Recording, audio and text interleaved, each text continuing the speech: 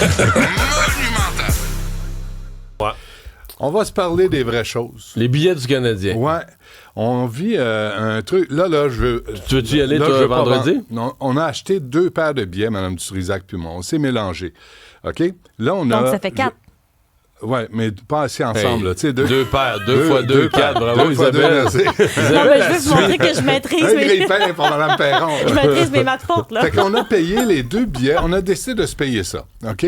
Là, je veux rien vendre. Je veux pas faire d'argent là-dessus. Là. Je veux juste vous démontrer ce qu'on apprend. On a appris ça hier. Parce qu'on le vit. T'es dans le 1000$ par billet, là. Non, 503 $. OK? Chaque billet qu'on veut vendre. Fait que là, on se rend compte... Mme Dutrisac le met sur Ticketmaster. Écoutez ça, là. Si tu... Puis là, ils disent, si on le met à 540 pour se rembourser, Ticketmaster va nous rembourser 465 $, mais va charger, pour les mêmes billets qu'on a achetés 503 $, 654 $. C'est qu'ils se gardent 70 sur vous, puis ils se gardent 100 quelque sur l'autre. Il se garde 75 sur le vendeur et prend 90 sur l'acheteur. Ça, c'est pour ça que les billets... Puis nous autres, on se dit ça n'a pas d'allure. On l'a payé 503. On veut juste le revendre 503. On ne veut pas faire d'argent avec ça. Bien, le système tel qu'il est, là, pour se rembourser, il faudrait qu'on le vende 500... On l'a payé 503, 578 $ pour compenser le 75 $ que Ticketmaster nous impose. Fait qu'on se demande pourquoi. Mais là, est-ce que c'est des ouvriers qui vendent les billets à main avec des pelles puis des pics puis tout ça? Oui, parce que à sueur de leur front. Là. Ça peut-être dire que j'étais un épais, mais moi j'aurais pensé que c'était tout informatisé, ça se faisait tout seul. T'es un épais. Ça se faisait tout seul. Là. Tu comprends rien. Fait que si ça se fait tout seul par informatique, ça coûte pas vraiment 160$ faire la transaction. Non, il y a des frais de service, OK? Puis il faut qu'il appuie sur le piton, je sais pas lequel, mais c'est absolument scandaleux. Puis là, on le vit, là, on le sait. Là. Fait qu'on on veut juste revendre les billets au même prix qu'on les a achetés. On veut pas fourrer personne, on veut pas faire d'argent, on veut pas extorquer. Donc, la seule façon, ça veut dire dire qu'il faudrait que tu transfères tes billets puis quelqu'un te fasse confiance. Au privé. Ouais. Faut que je te avec toi, là. C'est ça. Mais Ticketmaster annonce son service de revente. Là, tu dis, on va le remettre dans la machine. Ils vont, tu sais, ça va se faire, puis on se cassera pas la tête avec ça. Puis tu sais pas quel coin sur qui tu tombes. Mais non. Mais Benoît, il faut que je fasse privé. ton éducation. Vas-y. Parce que t'es propriétaire présentement de 4 billets qui ont une grande valeur. Il y a quelque chose qui s'appelle la loi de l'offre et de la demande. Oui. Probablement que si Canadien gagne à soir, la demande pour tes billets, elle va être pour 800, 900 $. Mais je suis pas Puis capable de faire ça, moi. Ben voyons donc. T'es propriétaire d'un bien qui a une valeur. Toi, tu es propriétaire d'un bien qui a une valeur. Mais tu le vends à la valeur. Quelqu'un est prêt à payer. Mais pourquoi j'exploiterais quelqu'un? Tu ne l'exploites pas, il est à genoux pour les avoir. Non, il est pas. Il va t'embrasser sa bouche, te dire merci. Mais c'est là où les espèces de réactionnaires économiques comme toi arrivent à avoir des hosties de billets à 1000$ pour voir un match de hockey. Êtes-vous fou furieux? Ben, je n'achète pas. Si... Parle pas de moi, je l'achète pas. J'irai pas regarder la TV. C'est à peu près tout vendu. J'accepte le prix. 1700 $. Mais Mario... Mais il y en avait à 2000 dimanche. Pour un match de hockey, pour Lady Gogun, pour je sais pas trop qui, c'est démesuré. C'est insensé parce que tout le monde fait ça. Tout le monde pense comme toi. Mais comment tu veux penser autrement? Qui est pervers économique. Non, c'est la valeur d'une chose. T'es pas obligé d'extorquer les gens. Pourquoi, c'est la valeur d'une chose. Quelqu'un est prêt à le payer, tu l'extorques pas? Mais Mario, je gagne bien ma vie. Pourquoi j'extorquerais quelqu'un pour revendre un billet de hockey qu'on a acheté de trop? OK, on va te l'envirer d'un autre bar. 20 personnes sont prêtes à payer ton billet, là. 20 personnes sont prêtes à payer, mettons, 900. Toi, tu le vends à 500 kek, là. C'est juste le plus vite qui, par hasard, va tomber dessus, puis va compter à ses chums. Demande-moi pas quel lock j'ai eu. Je suis tombé sur un innocent qui l'a laissé aller. Ou sur quelqu'un qui veut pas... Pauvre prix. Ben oui, un innocent ou quelqu'un qui veut pas fourrer tout le monde. Mais on est comme ça, là, dans la société. Tout le monde, tout à coup, là, je peux te fourrer de 300-400$, je vais le faire.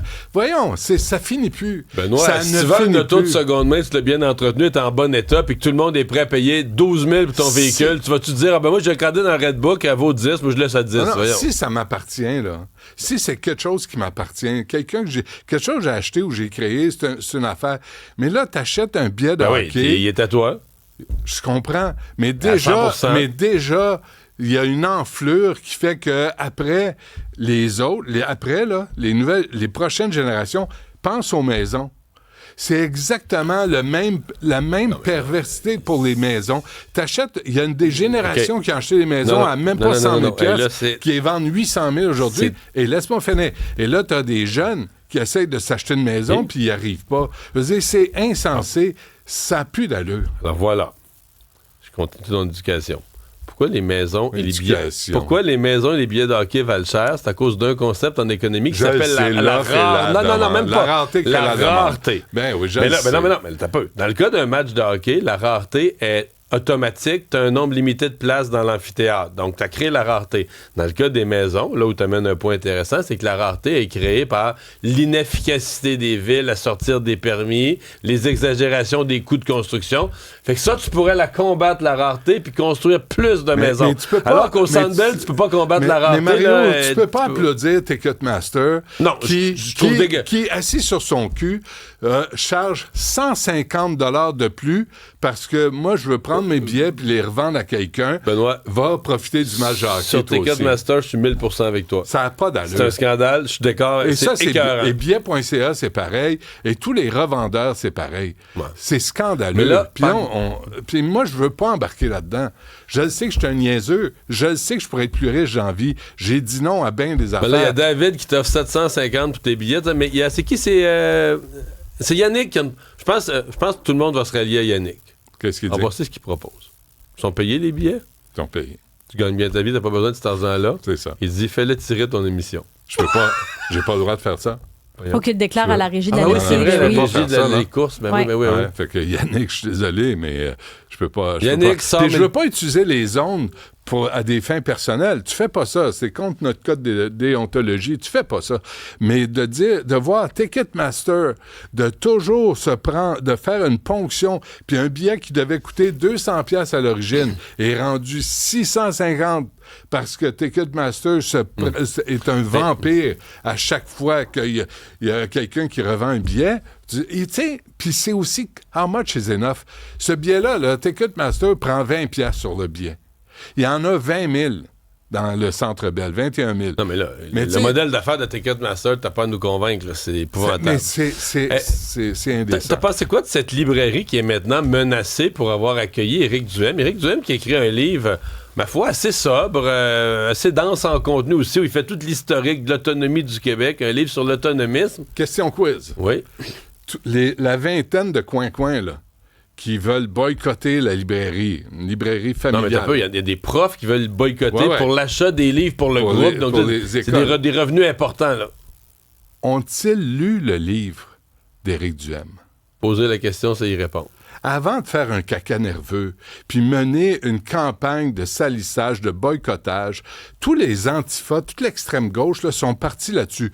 Les signaleurs de vertu, les détenteurs de la vérité vont arriver et dire non.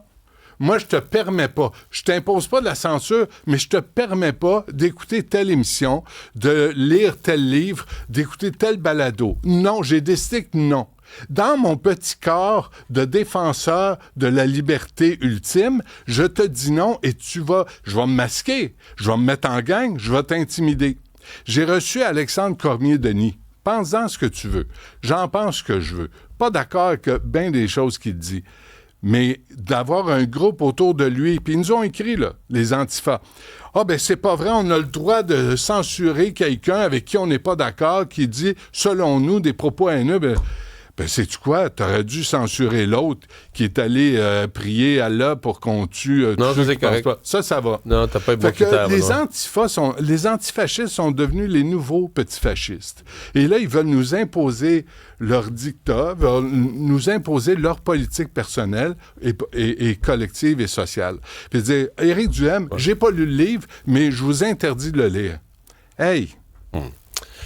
Entre-temps, ce libraire, quand même, là, paye un prix pour sa liberté. Merci, Benoît.